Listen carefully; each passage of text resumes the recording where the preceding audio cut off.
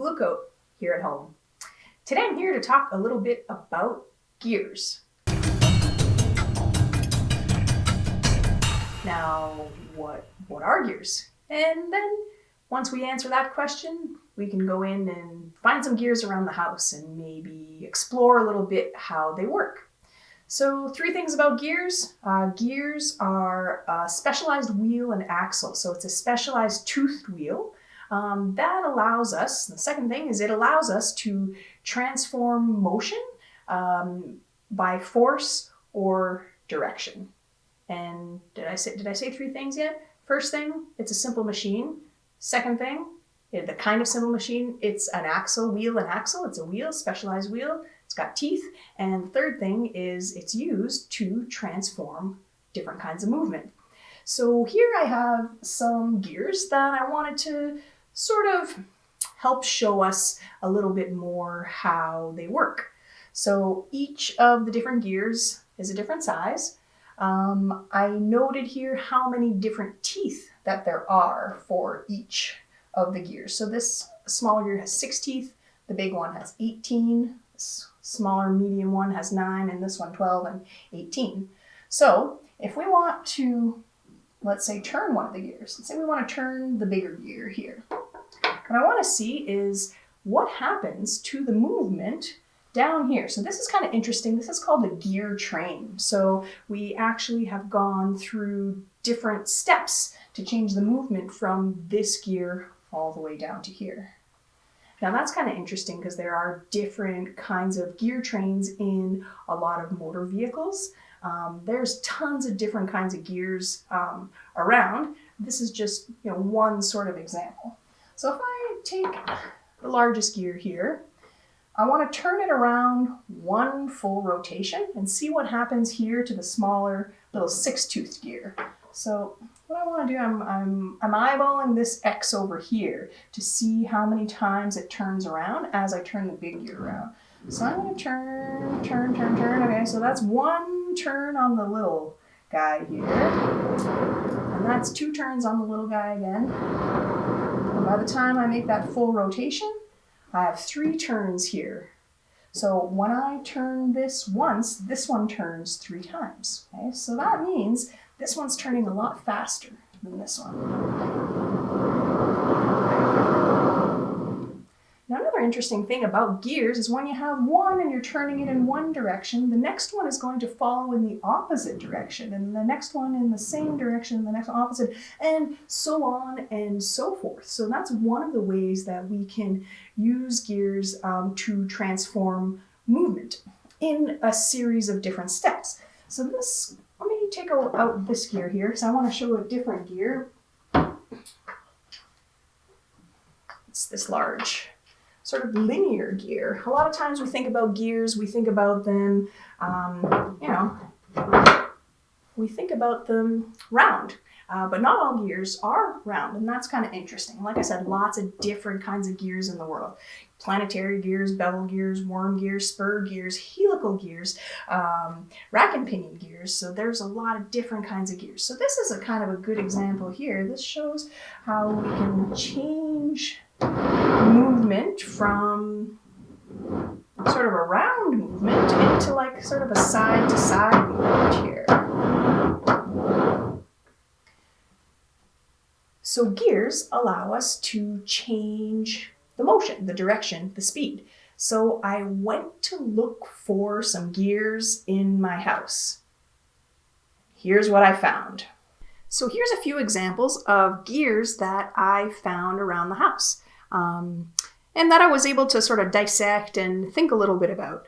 So I took apart, we had an old drone, we couldn't charge the battery anymore, so I took it apart. You can see, well, you might not be able to see. Let me show you. So there's a gear set there. So there's a smaller gear, I counted the teeth. It has 9 teeth.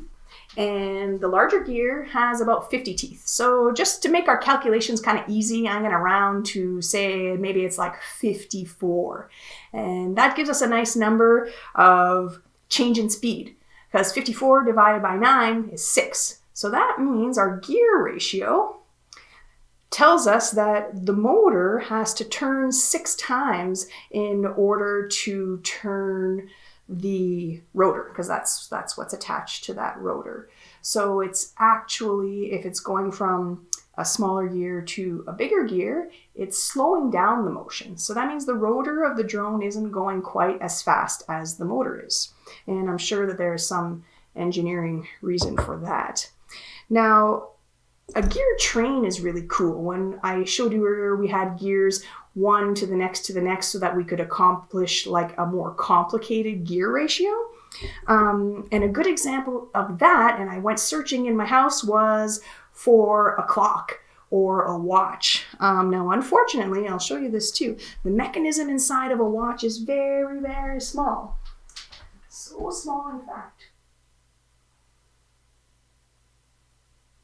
Can't even really see any of the gears inside. And I really want to tell you about those clocks and watches and things.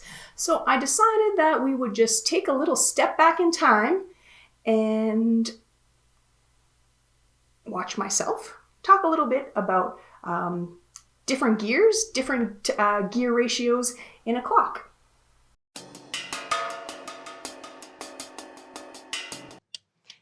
Now, gears in a bike are super obvious. They're on the outside of the bike. We can see them when we're changing gears. Now, there are a lot of other different devices that use gears, and we can't really see them.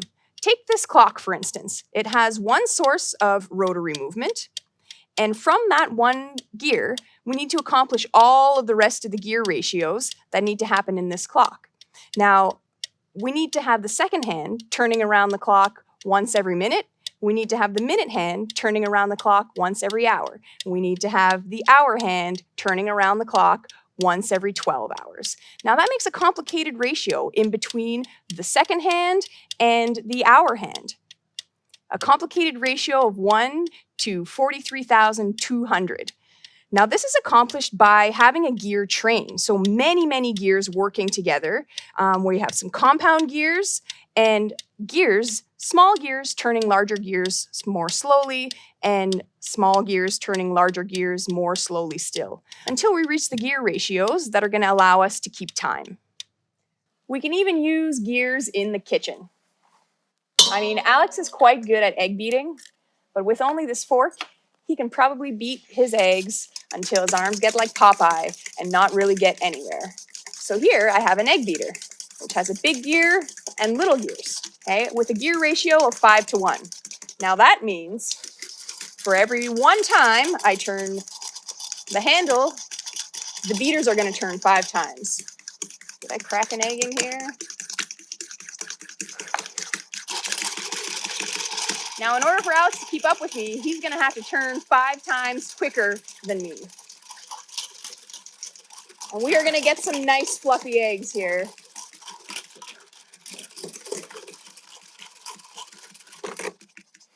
Some beautiful fluffy eggs accomplished with some mechanical advantage.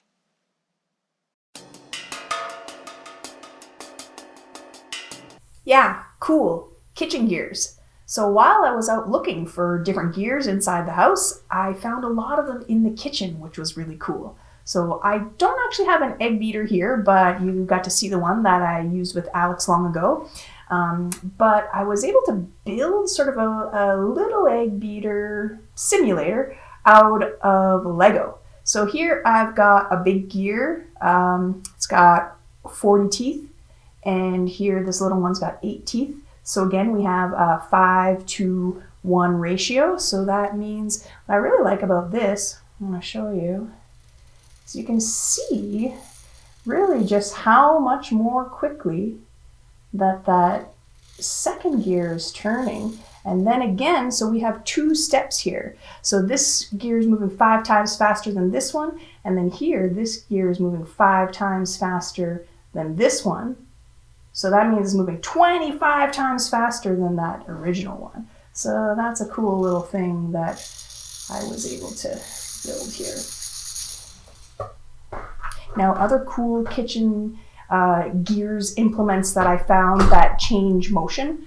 So I've got an ice cream scoop here, and it's got a neat little gear right here. So that round gear. So actually first I press the lever and it turns that round gear and sort of scoops out the ice cream. So a cool thing about a lot of these kitchen tools, the more I thought about it, was like they seem like not complicated, like average things you use all the time. But when you really think about it, they're quite neat in that they have several simple machines that make them up. So another good easy example is a can opener. So it's like two levers here. The handle that you turn is also a lever. It's got those toothed gears on the inside, and the cutter wheel is actually also a wedge. So there's wheels and axles, levers, well, I guess gears is part of the wheels and axles, and the wedge. So there's 3 different simple machines in this like regular old kitchen implement. So that's kind of cool.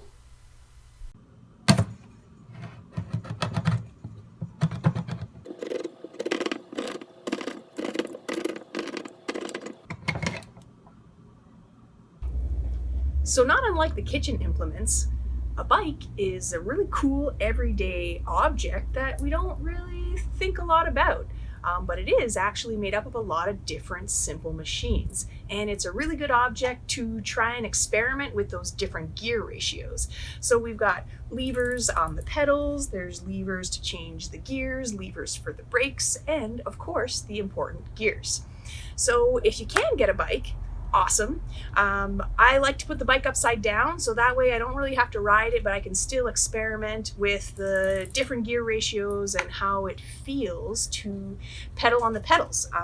And that way you can use a bike that doesn't necessarily fit you, but you still get to feel it. If you do have a bike with gears, make sure that it's okay with your parents for you to use your bike, whether it be in the yard or maybe down the street a short ways.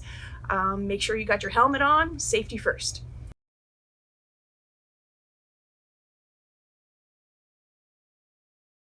So, once you've got your gears, once you've got your bike sort of, if you want to do it upside down, you can. Like I said, that's nice because you don't have to go anywhere. You're going to want to choose sort of different conditions. So if you have a gear set, so oftentimes you'll have different gears here by the pedals and then different gears over by the wheels.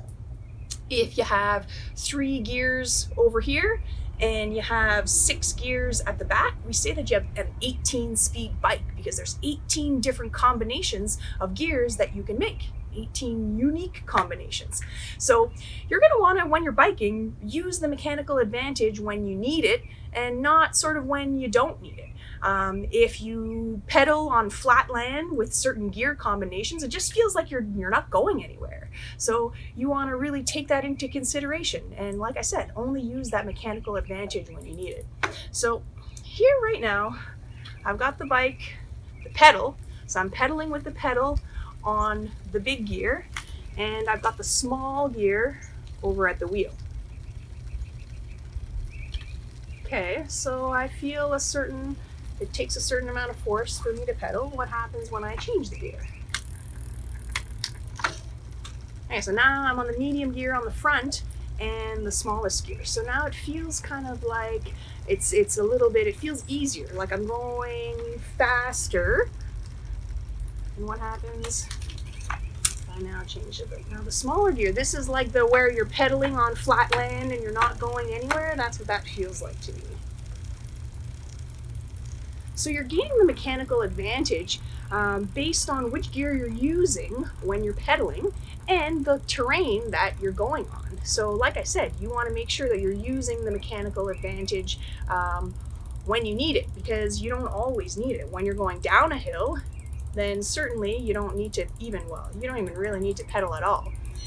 So keep in mind, bikes are really actually, they're kind of complicated machines, even though they're using those simple machines in combination and they're objects that we see every day. When you really think about it with that scientific investigation spirit, then you can look at it in a different way. So if you get a bike, try out a few different conditions. You want to try out maybe what is big gear, and small gear, small gear, big gear, small gear. And you can try out all of your different combinations and see what they feel like. And if you get a chance to go for a bike ride, you might want to try it out on a flat land and on a hill, going up and going down, to see how that mechanical advantage can either play out well for you, or you might not necessarily need it in certain scenarios. So try it out.